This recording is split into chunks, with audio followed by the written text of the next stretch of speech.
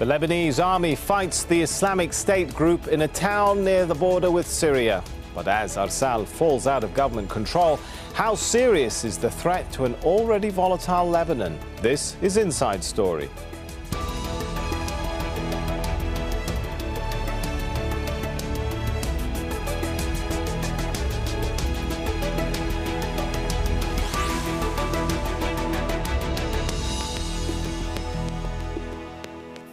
Hello and welcome to another edition of Inside Story. I'm Sami Zaidan. Fighting has entered a fifth day in the Lebanese town of Arsal after a brief truce between Syrian opposition fighters and the Lebanese army collapsed. Well, Arsal is in a Sunni majority area and lies on Lebanon's border with Syria. Thousands of Syrian refugees have settled there. It serves as a logistical base for Hezbollah fighters who back the Syrian President Bashar al-Assad. But it's also a base for Syrian opposition groups like Al-Nusra Front and the Islamic State. Well, Zaina Khadr joins us now from the outskirts of Arsal. Zaina, first of all, is a deal being worked out there? Well, really, this is the biggest confrontation between the Lebanese army and Syrian rebels. Arsal has long been a flashpoint, and really analysts and observers in Lebanon have been saying for months now and predicting that there would be some sort of conflict. Why? Arsal is a rear base for Syrian rebels. It is also a town which hosts more than 100,000 Syrian refugees. And the Lebanese population, some 40,000 people, they're very sympathetic to the Syrian opposition. Now, Arsal is mainly Sunni. It is an area which is surrounded by mainly Shia villages. And in the Shia villages, people there support the Syrian government. And over recent months, really, we've seen rockets being fired from Syrian territory landing in Shia areas, for example, blaming Arsal for allowing Syrian fighters to use this as a rear base where they have makeshift clinics. So it's really, tensions have been boiling for some time now. But really, this is the biggest incursion yet. Syrian rebels have threatened the Lebanese army in the past. They have attacked the Lebanese army in the past, and they have targeted the Lebanese Shia group Hezbollah in the past. But this is the first time these rebels have actually taken territory and occupying Lebanese land. Are we seeing a bit of a spillover, though, in other parts of Lebanon, like Tripoli, Zaina?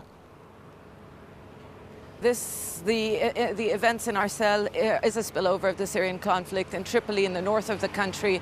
We've seen clashes over really the past 2 years between two communities, the Sunnis and the Alawites, Sunnis supporting the Syrian opposition and the Alawites supporting the Syrian government. Lebanon is politically divided, and the crisis in Syria deepened these tensions, and those tensions run along sectarian lines. People are quite worried, and they feel that they're not able to disassociate Lebanon. Now, there are those who oppose Hezbollah and say it's because Hezbollah sent fighters to support the Syrian president that we are seeing these rebels target the Lebanese army and destabilize Lebanon. But there are others, for example, who say that no, if Hezbollah did not join the fight in Syria, then those rebels will be in Lebanon. So deep divisions in this country. The incident in Arsal is very explosive. The head of general security saying he doesn't expect a wider security crisis in the country, but what he's expecting is more bombings, targeted attacks, particularly against the army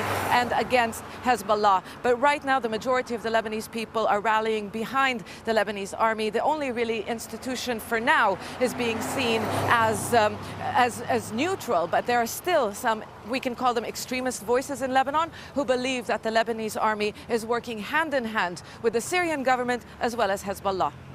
All right, that's Zaina Khadr there reporting on the outskirts of Arsal. Lebanon and Syria have had tenuous relations since the war in Syria began. In 2011, the government in Lebanon said it would distance itself from that war in Syria. But with thousands of Syrian refugees entering Lebanon, the government couldn't afford to simply stand by. As the situation in Syria worsened and President Bashar al-Assad's rule was being threatened, Hezbollah fighters decided to step in and help him. Soon, Hezbollah turned the war in Assad's favor. Still, fighting has periodically broken out along the Syrian-Lebanese border. Well, there's a lot to discuss, so let's bring our guests into the show. From Beirut, we have Ilyas Hanna, a former general in the Lebanese military.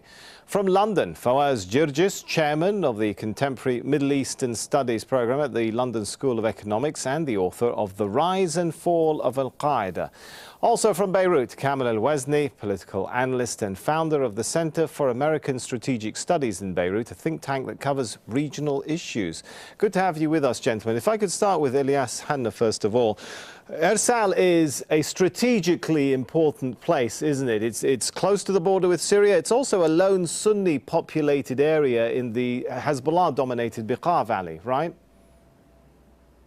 Yes, when we talk about Irsal, we're talking about location because, you know, in strategy and geopolitics, we say location, location, location. And now it happens that Irsal has like 70 kilometers common border with Syria, where you have, you know, the Kalamour region, many wars between Hezbollah and the rebels. Moreover, this area is considered like the buffer. It's considered like the strategic depth of the capital in Syria, which really should be safe, should be rebels-free. Now, Irsal also is like a Sunni, 30,000 people with more than 100,000 refugees, surrounded by Shia towns, as well as by an area that is really dominated by Hezbollah. What really changed the equation or the rule of engagement lately is this war that between Hezbollah hit and run and the regime against these rebels, and we consider Irsal as a safe haven for like hospital, like eating, like, you know, recovering from war, and you name it. I think it is a turning point now as far for Irsal, for the Lebanese army, as well for Hezbollah and the regime in Syria. A lot of people seem to agree with you in saying it's a turning point. Before we look forward to the future, perhaps I could ask Fawaz Gerges, how did we get to this point where this town could fall so quickly in the hands of groups like apparently a Nusra Front and the Islamic State group? What was going on perhaps under the surface? There must have been something going on for a while for these groups to be in a position to take the town so quickly, disarm Lebanese army and security force installations or neutralize them. Absolutely, and this tells you how well coordinated, how well planned it has been in the making for a long while. It was a major attack on the Lebanese security forces, exacted a heavy toll on the Lebanese army and the police, dozens killed and injured, dozens captured. They've taken a major city, a city that has been in the eye of the storm. The Lebanese army and the security forces have known about this for a long time.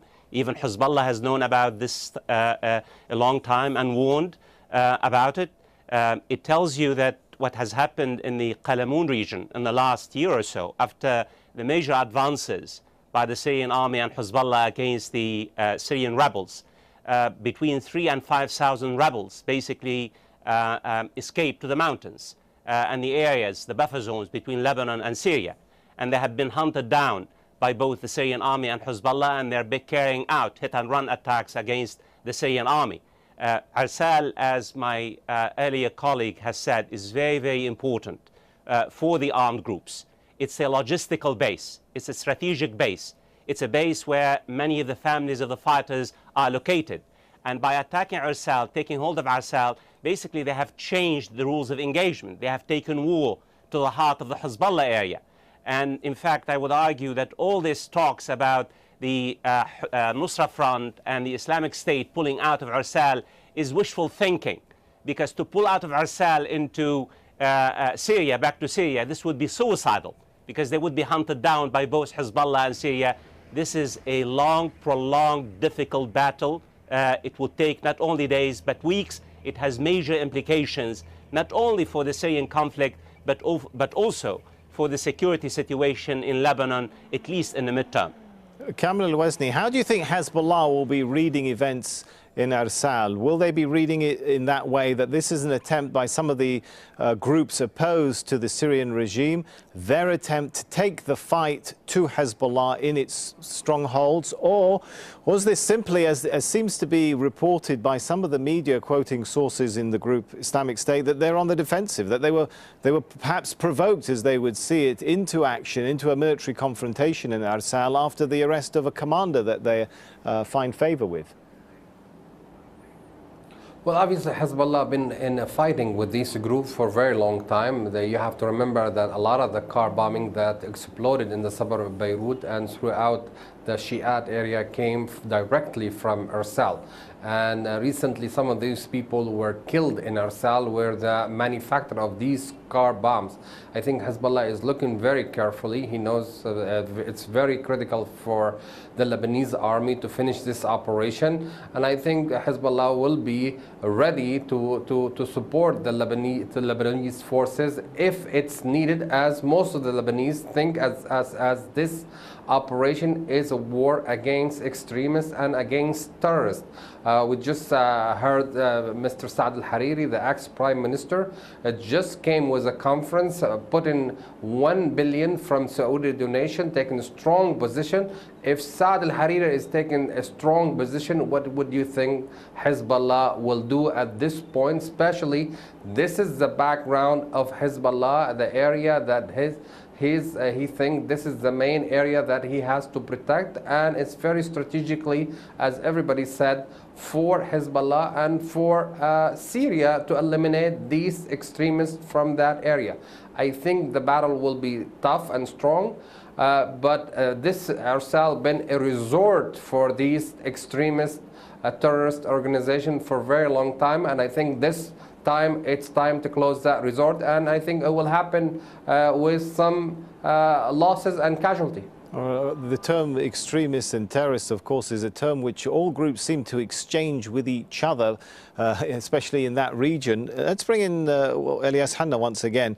Why did the Lebanese security forces arrest Ahmad Juma, one of the commanders in Arsal, that it appears triggered this latest confrontation?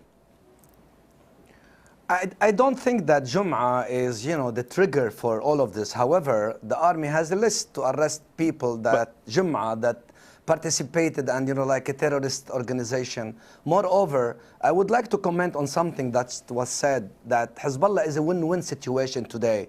Hezbollah cannot really participate in this war because, in Lebanon, it is considered as, between the Lebanese army hitting the Sunni and Hezbollah can really secure a larger area within the backing of the back area of the Lebanese army, like in Kalamoun. And he is in a win-win situation because, if you contain these people inside, and when you talk about these people, we have different kind of, the IS, allegiance to Abu Bakr al-Baghdadi, and you have the Nusra allegiance to Ayman al-Zawahiri. So you have different ideological approach, though they are all of them jihadists and terrorists. Now, if they are contained within Arsal, Hezbollah wins. And if they are destroyed within Arsal, Hezbollah wins. And for this jihadist group, it is like lose-lose situation. If they stay inside, they will be destroyed. And if they go, they will be killed by Hezbollah or by the Syrian regime. However, we can see something in the air that they can do a negotiated withdrawal, as what happened in Homs 6-7 months ago. You know what I mean? So now, arresting al-Jum'a, a terrorist, you cannot ask the army why they're arresting al-Jum'a. However, is Jum'a with al-Nusra or with IS? Al-Nusra said, no, it's not one of ours, you know what I mean? So maybe internally they have something, a different faction, and they are infighting internally within Arsal. Why Arsal fell? It's like a safe haven, and these people accepted these people, but not all of Arsal people are pro with these people. Arsal people, most of them are in the army. Right. Moreover, you know what I mean? So it's something a little bit difficult and complicated. It is difficult and complicated, not only in terms of the alliances that are forming within Arsal, but regionally as well. We've got Saudi Arabia, which supports the fight against the Syrian regime, now financing the Lebanese army to fight some of the groups which are fighting the Syrian regime. Fawaz, Gerges, do you see any sort of policy difficulty there? There are no contradictions in the current Saudi position. In the past year, Saudi Arabia has become very much proactive against Jabhat al-Nusra and the Islamic State.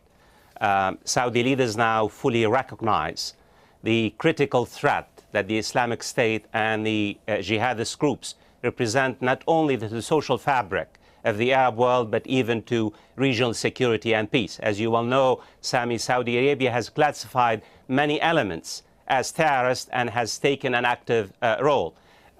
More than a year ago, Western government had warned the Saudi government of any kind of ambiguity. There is no more any ambiguity, even in particular that the Islamic State, Abu Bakr al-Baghdadi's outlet or shop, now has expanded to the Saudi-Iraqi borders, and Saudi leaders are very much concerned about the ability of the Islamic State to recruit inside Saudi Arabia itself. Now you have not only regional consensus on how to basically face this particular threat, but even the Americans and the Europeans are on the same page. The question is, as you know, the Islamic State has expanded. It controls now 30% of the Syrian territories, 35% of the Iraqi territories. They are on the Jordanian-Iraqi border, the Saudi-Iraqi borders, and now some of them are in Lebanon. This is a real threat. But final point on this point, Sami. The threat that the Islamic State represent is not in terms of numbers. We know that the numbers of the Islamic State represent between 10 and 15,000. They have been able to find a shelter, a refuge, a hadina sha'biyya, a social base among a critical segment of Sunni public opinion. They have portrayed itself as a spearhead in the fight against the so-called the Alawites and the Shiite. And this is where the threat lies. You need to deactivate the sectarian tensions. You need to pull the rug from underneath their feet. And security solutions on their own will not be able to resolve this particular question. You need to really address the political and the sociological causes of this sectarian strife that's threatening the very security and the nation state in the Al-Mashriq, in particular in the Levant. Well, as you're highlighting really there, Mr. Gerges, the situation in Lebanon is being felt in Saudi Arabia is the bottom line. The kingdom is giving Lebanon's military $1 billion to help fight the Islamic State group along the Syrian border. That's in addition, of course, to $3 billion in military aid the kingdom pledged to the Lebanese government late last year. Kamal Al-Wazni, how much of a threat... Well, actually, let me start with this question. How much of a real alliance is there here? Because you could say in one sense, you could say Hezbollah, the Syrian regime, and indirectly Saudi Arabia in Irsal are all on the same side in this battle, aren't they?